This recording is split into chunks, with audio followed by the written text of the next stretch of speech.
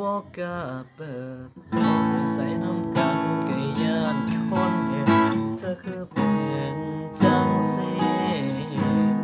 บัวกันไปเมื่อสันติขอให้เฮาดีใจ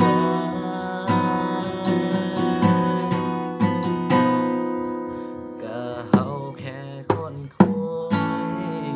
เฮ็ดทุกอย่างก็คือแฟนแต่บ่มีสิทธิ์ควงแขนเติบโตเป็นคนของใจก็เฮาแค่คนคุยเขาพอคนคุยไหมคือใจเขาก็เทเอาไปเขาสิคุยเฮาโดนปานใดมันบ่สำคัญบ่แม่นคนที่ใช่